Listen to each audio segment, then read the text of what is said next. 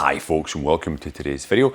Top 10 tips to recover successfully from a lumbar herniated disc. Now, first time here, I make a lot of great content for those folks that are suffering with low back pain issues such as sciatica nerve pain, lumbar herniated discs, bulging discs, lumbar stenosis, lumbar arthritis.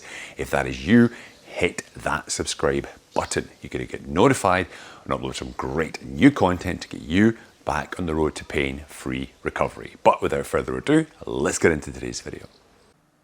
Hi folks, so today I want to go over 10 top tips to get you back on the road to recovery if you have been diagnosed with a herniated disc, okay? Who am I? Well, myself, I've done this work for more than 20 years now, helping people with low back pain problems. I myself, 20 years ago, back in 2005, had my own L5-S1 disc herniation, L4-5 bulging. Overcame it, took about 6 months to 14 months to get fully back to full recovery. A little bit of sciatica after that for a few more months, but I was back up and running full speed. And then actually all the way through. And then last year, 2024, March, I actually re-herniated the disc again. I was doing a particular exercise, deadlift, okay, but a few other things added into that as well. So I've been on my second rehab journey. I did a video on MRI reports as of last, I got the MRI this January, February. And yeah, the disc was obviously herniated, L5-S1, pinching on the sciatica nerve, with a variety of bulges, degenerative changes, which is normal. I mean, I'm not a spring chicken, I'm 50 years old, I've led a very active life. I have flat spine syndrome, which puts a lot of stress on my lower back region anyway, with exercise and work, etc. But I am almost 100% recovered again. I'm back up to doing, sort of 15-mile hikes, 20K hikes, etc. in the mountains. I am back in the gym.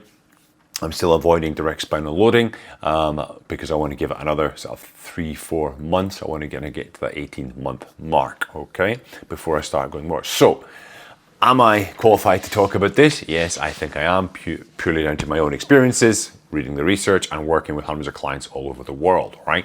So, let's jump in. I've got a list on my computer screen here. Number one, if you've just been diagnosed, okay, now depending where you are in the world, obviously, some people it's social healthcare system. Some people it's an insurance-based system. Some people it's a mixture of the two. Regardless, you want to start rehab as soon as possible. A focused rehab working on sort of lumbosacral stability in your spine to give that spine rigidity and stability, okay? Now, I know working with different clients, I have heard in certain places in the world, they've had to wait a month, 6 weeks sometimes to start rehab, okay? If that is your case, I will link to a video at the end of this one of my videos, which is a dedicated beginner rehab program that you can start today to get you back on the road to recovery. If you wait a month, again, this is in the literature, it's in the inference will show that if you wait, the longer you wait to start a proper rehab program, exponentially, the longer your recovery period will be. It'll take much, much longer to recover, okay? So start as soon as possible. Start today after you've watched this video, all right? Now, jumping into number two, something which I sort of term avoiding flexion before noon, okay? So spinal flexion, like bending the spine forward, right? Flexing your spine. Most herniations are posterior, they go backwards. When I flex my spine, it will push the herniation back in towards the nerve and the tissues, cause me more pain. So again, in the research, they have shown that if you do avoid flexion for the first 4 hours of the day as much as you can, there is a better outcome, much less pain, basically less pain intensity, less pain occurrences. Now, I know that sounds, how do I do that? Well, essentially, you have to remain standing as best you can for the first 4 hours of the day. Now, people say, well, Colin, I got to go to the bathroom. Okay, that's an exception, right? You got to go to the bathroom in the morning. Other than that, though, having your breakfast standing, okay? Now, you may have to drive to work. I understand that. Get a rolled up towel, put it into the lower back region, keep yourself in extension. When you get to work, try to use a standing desk, okay? If you're, obviously, if you're working from home, same thing. Try to, keep standing at your desk as much as you can, okay? If you can do that for the first 4 hours of the day, that will bring large benefits, all right? So, Avoiding flexion for before noon is number 2 tip. Moving on to number 3, walking. Now, walking is always typically prescribed for low back herniations, disc bulges, and people say, why walking? Why? They just tell me to walk. They just told me to walk. My doctor said, just keep walking, with no explanation. Let me explain. When you walk, okay, it's very low impact. And what's happening at your spine with each step is you get a little bit of gentle compression, decompression, compression, decompression. And the disc itself has no direct blood flow. It gets all its minerals, nutrients, etc., from osmosis, okay? When the disc compresses, it's like a sponge, and it expands, compress, expand.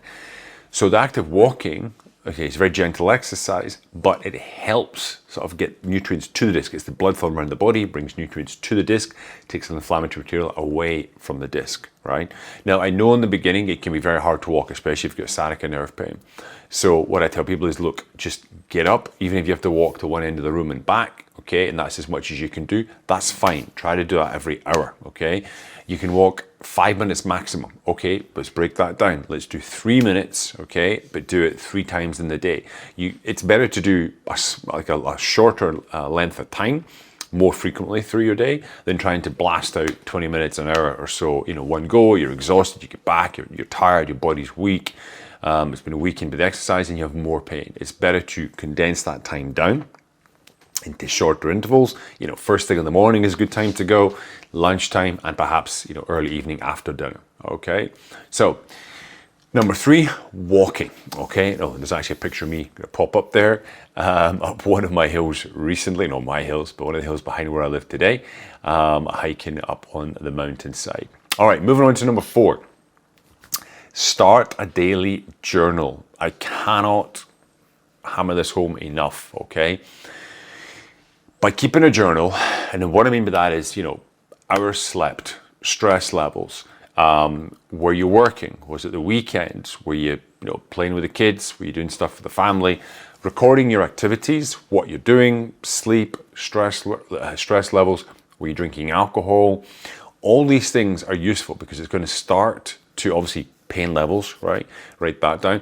It's going to start to show you when you have pain triggers, okay? So perhaps over the weekend you were moving some furniture, all right? And then Monday you wake up and you have a lot of pain, okay? What happened? You look at your journal, oh, hey, I was moving furniture at the weekend.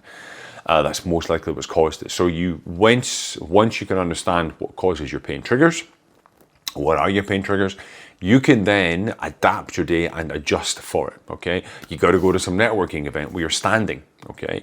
And the next day you feel worse. I say, right, okay, I've got another networking event coming up in a couple of weeks, okay? I need to, when I'm there, I need to maybe sort of lean on things more to give me some sort of support. Maybe I need to sit down occasionally to break it up. And of course, I try to do most of my networking as quick as possible, and then I can leave and get back home, all right? So I keep emphasizing the point a lot about journaling because there's going to be times in your journey, and I'll come on to it at a few more points later, where you're under a lot of stress, okay? It's taken longer than you expected, you're psychologically down, you're really feeling depressed, angry, you've got anxiety, and you don't really know how far you've come until you can look at your journal and say, oh wow, actually, I was only able to walk for 5 minutes, now I can walk half an hour. That is improvement, that is gain, that is things getting better. So having that journal will give you, a point in time where you get to that point where you need some support, you need some help, and you can look back and you can see the progress that you've made, because you will make progress. But without a journal, you sometimes get lost in the moment of, oh, I feel like crap now, okay, I feel bad now, I'm never going to get over this. But having that journal there will actually help you see where you were and where you've got to in your journey, okay? So number 4, daily journal, very, very important. Now, number 5 is I would emphasize you should try to do some decompression work, okay? Now, there's a video that's going to pop up at the end of this one. There's going to be 2 videos for you guys. There's going to be the rehab plan, and there's going to be a decompression video. Now, it's going to be highlighted. It's just a variety of different decompressions that you can do because, again, in the literature, they have shown that decompression, which is literally you separate the vertebra, kind of creates like a vacuum and helps to sort of pull the disc in, take some pressure off that nerve, give you some relief. The particular decompression that I recommend is the El Doa method that was taught to me 20 years ago. It not only helps with the disc decompression, but it helps to sort of readjust your posture, get you nice and sort of like strong, stabilize those small stabilizing muscles, strengthen the stabilizing muscles between the vertebrae, so you can hold yourself in a much more strong, supportive position. All right, so number 5, decompression. Check the video after this video is over. Now, moving on to number 6, progressive overload. If you're doing your 5-minute walk 3 times a day, okay, and you walk same way, same speed, same route, and nothing changes, then the initial benefits you got from doing that particular route will diminish, okay, because the body always seeks to do things in the most efficient manner possible, all right? The body will develop over time a very high level of efficiency at doing a particular activity if you keep doing that activity all at the same sort of speed, the same intensity. So progressive overload is basically where you consistently overstress the tissue to create an adaptation in that tissue. So it's the sort of formula with like strength training, you know, bodybuilding. We break tissue down. Okay, the body recovers, nutrients, whatever, you come back to training and you're at a better level than you were before. Break the body down again with training and it recovers during your time, sleep, etc. You come back and you're in a better position, you know, a week later or 2 days later, however frequent your training is. So you need to have progressive overload. So even if it's only, you know, maybe use a step counter like this, maybe use markers when you're out walking. It could be, you know, want to do an extra 500 steps a day, okay? And you sort of progressively, you know, build up over time. But don't forget, of course, that you want to take some days off, okay? 1 or 2 days off a week is good to let the body kind of sort of super recover, if you will, super compensation to all the previous work you are doing, all right? So same when you're doing a rehab, if you start out with like 3 repetitions, you're going to work up to 4, to 5, to 6, maybe using a small dumbbell in your rehab plan, then you want to obviously increase the weight as well, okay? Don't jump it, obviously don't go from 5 kilos to 10 kilos. I would always say 5, 6, 7, 8. Very progressive with your overload, and that will force the body to adapt to the new stress, make you stronger, stabilize that spine, and of course, reduce your pain, okay? All right, so moving on.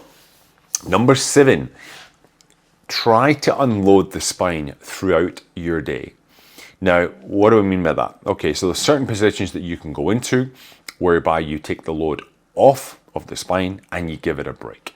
Because be it a manual job, be it a driving job, be it a desk job, we're in different positions, okay?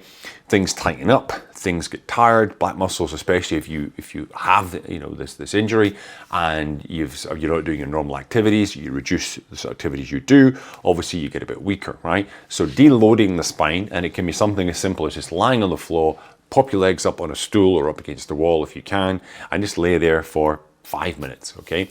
Maybe you get relief lying in the kind of front Mackenzie position, even just on the head and the back of the hands like so, in a prone position on the floor. 5 minutes deep breathing just takes the stress away from the lower back, okay? I was typically doing it 2-3 times a day. I would normally do it about lunchtime, kind of early evening, and then I would be doing some decompression work before I went to bed, and I would do a lot of kind of relaxation work at that time, okay? So unloading the spine will just give it a little bit of relief, get things to sort of reset, and then you slowly get up and you can start back on the rest of your day, okay? So number 7, very, very important, unloading the spine. Now, number 8, avoiding heavy activities. Now, that may sound like a common sense piece of advice, okay? But you would not believe how many people, like when I speak to them, they're like, oh yeah, I took the garbage out this morning, took the rubbish out this morning, and I had like a flare up, and it's like, okay, let me explain. When you sleep, gravity does not act upon your spine, you're lying horizontal, for most of us, if that's how we sleep, right? During that time, water will be absorbed back into the disc, okay? So when you wake up in the morning, that's why we're tallest in the morning, your disc is at its largest, all right? Now, if you've got a disc herniation, and I start moving around, there's more chance that I'm going to increase and exacerbate that existing herniation, especially if I'm flexing and lifting and putting stress in that area, okay? So, you know, if the wife says, or your partner says, take out the garbage, okay? Do it the night before, right? Do the kind of heavier activities. If you have to do some sort of heavy activity, do it later in the day. Maybe you got your friend wants to, he needs help moving, okay? You get boxes, furniture, etc. You know, politely say, look, I can do it, but it's going to be after 3, 4 o'clock in the day. That's typically, for most people, that's going to be the better time for them to do strenuous activities. Now, I'm not saying, you know, do strenuous activities. I'm saying if it comes that you have to take out the garbage on a certain day, you have to lift X, Y, and Z on a certain day, you have to do this on a Friday or a Tuesday, whatever it is, there's something you have to do which is regarded as a heavy activity. Try to do it later in the day, okay? Preferably after 3, 4 o'clock. If you normally get up at 6, 7 o'clock in the morning, you're waiting that amount of time before you action, okay? Before you go into that movement, all right? So, number 8, avoiding those heavy activities. Now, number 9 is adapt your work environment. Now, this is very important. I work with a lot of guys who've been like, you know, electricians, you know, manual workers, and it's very difficult. Okay, so there is some things you can do that will help adapt your work environment to give you some more support. Now, if you're a manual worker, obviously that gets a bit more tricky, okay, depending on your job. But first thing you can do is, of course, ask your boss, ask your foreman if you can do what's called light detail, meaning you're moving down in, like I was talking, one of the guys I worked with was a fireman, and he basically came off the actual fire engine itself, and he was doing sort of more sort of desk admin stuff, you know, sort of like logistics supplies within the fire station itself. If you are working in a, you know, electrician environment, crawling through little, you know, spots, whatever areas, then, you know, perhaps, as I said, ask them, look, can I do, you know, more, not the crawl space work, I want to do more like, you know, putting the stuff in the walls, like putting the wires through the walls, the wires through the walls, sorry. Now, to add on to that, what I would recommend, and I don't normally recommend this, is a form of one of those thick belt back braces, okay? Put that on, especially for work, okay? Put it in the morning before you go. Typically, not quite sure how this works exactly, okay, physiologically, but obviously if it's quite a tight compression, it does give your spine stability. But they also believe that the fact that the body feels this sort of compressive force on it, it makes the muscles kind of have a little micro activation and also force stability as well, okay? So if it's a manual job, then yes, definitely get yourself a brace. Be conscious of how you're moving. What I mean by that is, like, don't be flexing forward. Make sure you want a hip hinge, bend at the knees, okay, bend at the hips, spine straight if you have to lift something off the ground. Ask one of your colleagues to give you a hand lifting stuff, okay? If you have to go into certain spaces, try to think, don't just dive right in, right? Think about how I'm going to get into here. I'm going to sort of get down on my knees, crawling on all fours, keep my back in a good position. You want to try your best to work around that situation, okay? And alleviate the stress on the lower back. Now, on the other side of the coin, if you're a desk worker, you have different problems because you're going to be sitting. Now, typically when you sit, hip flexors, front, top of your thigh muscles start to tighten up. You tend to go into like a flexed spine position. You're also compressing the nerve, okay? Because you're sitting on where the nerve runs under your glute, the sciatica nerve. So for people who are desk workers, again, I would encourage you to try to, at least once an hour, get up, take a walk around the office, okay? People might think, oh, what's he doing? Looks kind of odd, okay? But trust me, if you sit there, okay, it's going to get worse and worse and worse. So get up as often as you can. Remember I said to you earlier about avoiding flexion before noon. If you can, standing desk would be preferable. Also, office chair. I tend to, this is just my natural position when I'm working at the desk, I tend to lean back like a lot like this, okay?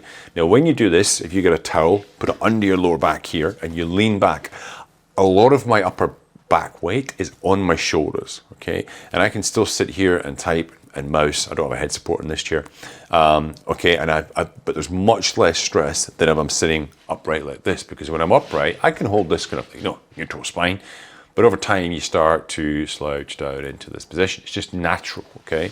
So when I do have to go into my chair, what I tend to do is I tend to go back, so there's more weight on the back of my office chair here, And obviously getting up every sort of 50 minutes an hour in time is going to really help. If you're forced to sit there for 5 hours at a time, your back will not like it, okay? Set a timer on your watch, set a timer on your computer. Okay, get up often, move around, maybe go into the back relief position like I talked about, like lying on the ground, legs up, lying face down, prone, etc. You want to break up your day as much as you can with these little tricks, okay? Same thing works for the manual worker, as I said, for lying in these sort of like back relief positions, okay? Very, very, very useful, all right? So number 9 is adapt your work environment. Now, number 10, I think this is the one which is the least discussed, and it is one that a lot of people struggle with, and it's definitely something that your doctor doesn't tell you when you're first diagnosed, okay? And that is prepare yourself psychologically. Okay, now what do I mean by that? All right, I'm going to be very honest with you, and I'm going to tell you the brutal truth, okay?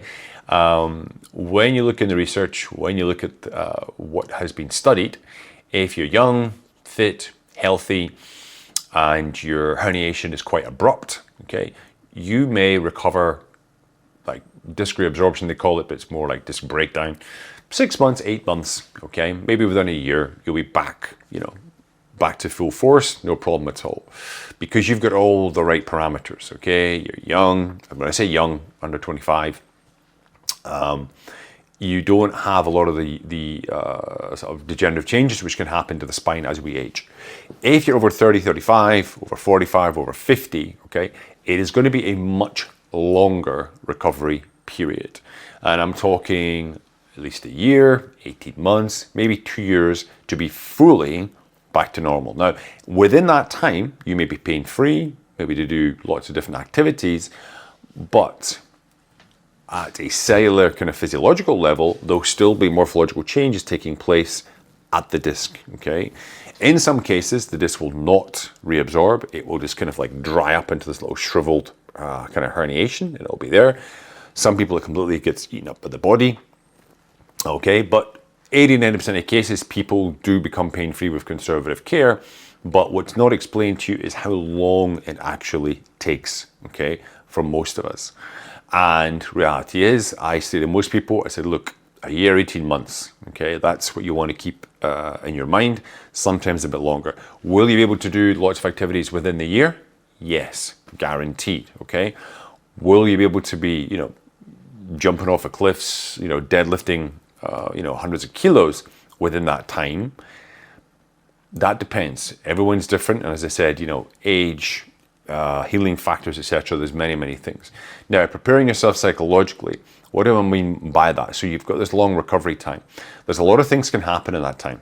You will have setbacks, okay? Myself, I had setbacks in my previous herniation 20 years ago. I had setbacks this time. I won't get into details, but I moved, and basically it was myself, my wife, and the mover. I didn't have any other friends to be able to join that day, so I was like, I just literally jumped into the moving, boxes, everything, and I suffered. I suffered. It took about 4 to 6 weeks to get back to where I was before the move. Okay, so you get a setback, right? Setbacks are very normal. Having the journaling helps, of course, because you can see where you were. Okay, it's a blip. So setbacks are going to happen no matter how good you are. You might go to bed one night, you were dreaming, you tweak something, you turned, you twisted, whatever, in your sleep, you wake up and you've regressed, okay? Completely normal, all right? There is going to be times where you feel like, will this injury ever get better? Will it ever go away? Okay, because it's been going on and on and on and on. Where is the end? Okay, that will happen.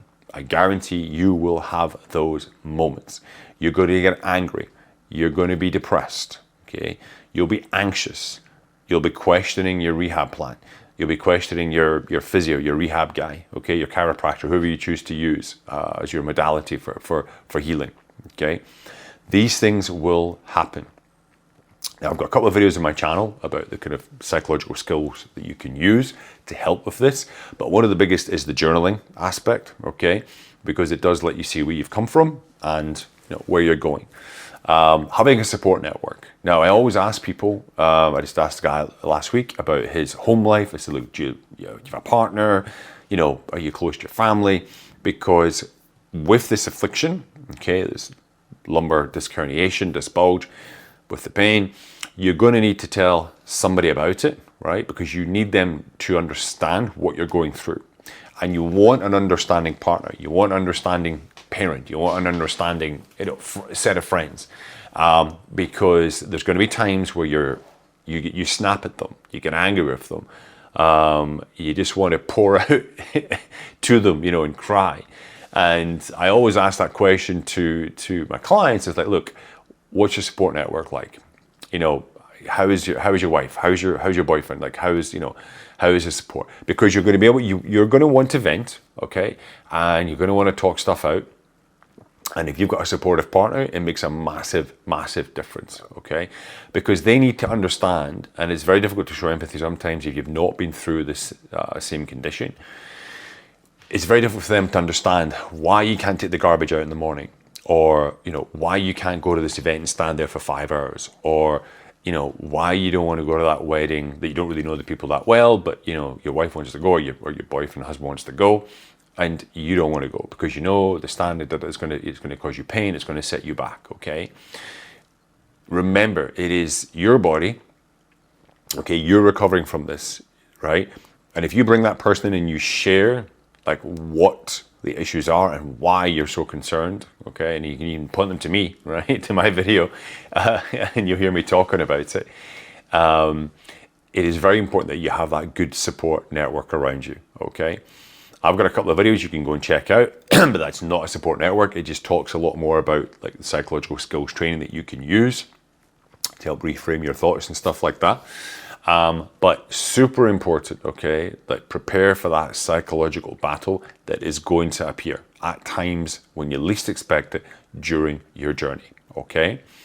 Now guys, there is my top 10. I need a drink of water after that. Oh, here's one extra for you. Water. We'll throw this in as number 11, an extra. Up your water intake, okay? I tell most people to increase their daily water intake by about sort of 4 fluid ounces. That's about 250 milliliters a day, okay, for 1 week. So just that extra amount, right, for that week every day. And then the next week, an extra 4 ounces, and then the third week an extra 4 ounces again, okay, on top of what they're drinking currently. Because your disc is mainly water, the tissues that you're normally stretching and working are mainly water. To make you super supple, you want to have nicely hydrated tissues, okay? And the way you get that is pretty much with pure water, okay? So there's an extra little tip for you throwing in at the end, all right? All right, guys, listen, this is my sort of top 10 things that you want to sort of check off your box, okay? To make sure that you're going to recover, you've got your sort of on track, you're going to recover as fast as you possibly can, and you're on the most successful track.